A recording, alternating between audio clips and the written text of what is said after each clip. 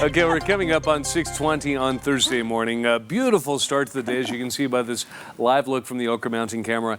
Out across Salt Lake Valley, we've got fair skies, so it's going to be looking good all across the viewing area today and feeling pretty comfortable as well. In fact, temperature in Salt Lake is 38, and that's several degrees higher than it was yesterday at this time. We've also got a little bit of a breeze going southeast at about 8 miles per hour, which does make it feel a little cooler than that.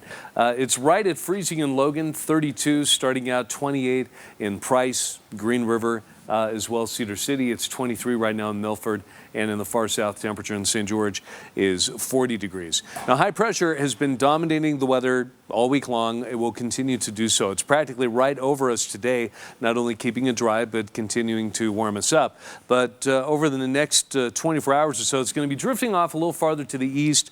So as we finish out the work week, we'll get more of a southwesterly flow developing, which will allow the temperature to climb even higher as we head into the weekend. We'll show you that in a second, but first you can see our average high temperature for Salt Lake City is 50, and we're going to be warming up about 12 degrees higher than that this afternoon. Our forecast is for 62 in Salt Lake. Pretty nice for the early part of March. It's really going to be a preview of spring weather for a lot of you, with valleys hovering in the mid-50s to mid-60s across the majority of the viewing area. A little cooler than that at Evanston at 41.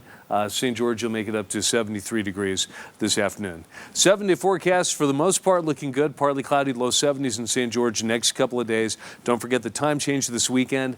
It's the bad one. You have to set your clock forward 1 hour, so you lose a little bit of sleep.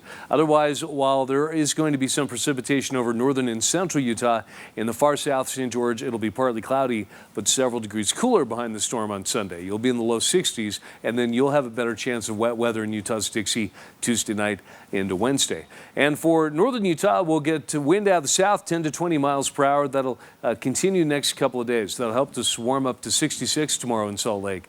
It'll be partly cloudy on Friday, mostly cloudy, mid-60s on Saturday, ahead of the next storm that brings valley rain, mountain snow Saturday night into Sunday. So the second half of the weekend, cool and wet, although it's going to be warm enough that in the valleys it should stay as rain, with a chance of some heavy snow at times up in the mountains.